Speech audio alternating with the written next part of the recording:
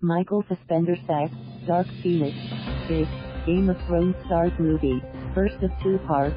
Los Angeles. It was Sophie Turner who really impressed me in this movie. Obviously, it's her movie. Michael Fassbender gushed about the Game of Thrones actress who has the title role in Dark Phoenix.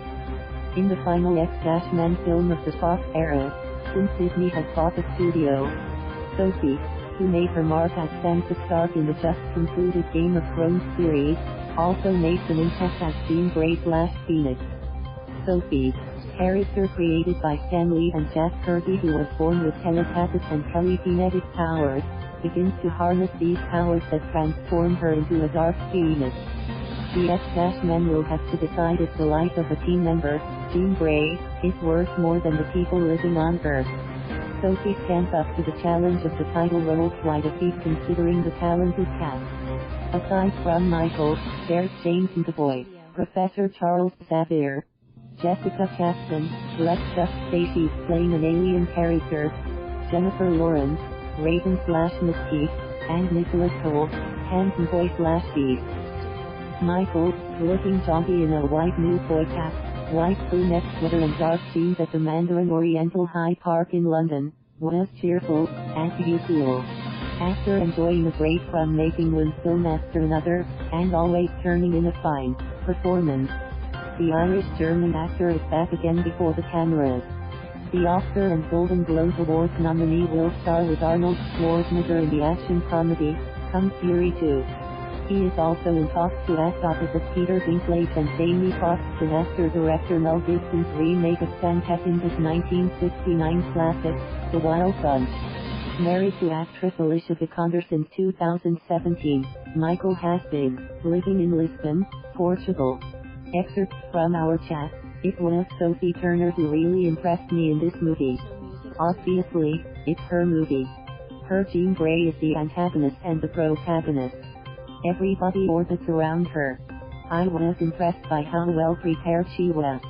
With these films, you shoot them over a long period of time, do a lot of takes, and she has to do very emotional scenes where she's battling herself and struggling. She's vulnerable and then she's very powerful. She delivered, take after take. I didn't get to do much with her in Apocalypse. But, in Dark Phoenix, I was blown away with how technically proficient she was and, at the same time, how she had a great emotional recall. To do the two at the same time is not easy. I can do that, maybe hit it 2 to 3 takes, but she was doing it like 15 to 20 takes, because of all the different camera setups and different angles. Because with films like this, there's a lot of CGI.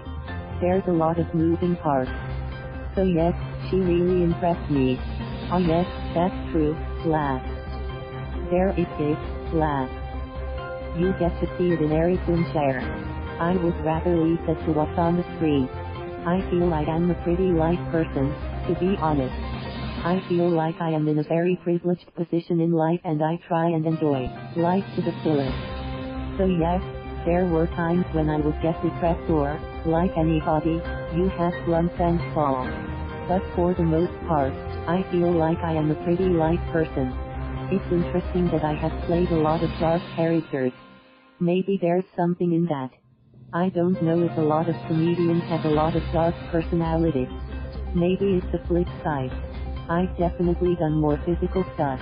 Stunt-wise, in films other than X-Men. I don't have to do that much physical stuff. But on the table stuff, I am not a big fan of wires. As I get older, I feel like I'm developing more fear type. So when you get hoisted up in the wires, it's good to just blank your mind of anything. That's why I always have the same expression when I am in the air, laugh. I am trying to not think about what happens if these wires snap and I crash and hit the ground. It's like, is that 2 broken legs if I go down here?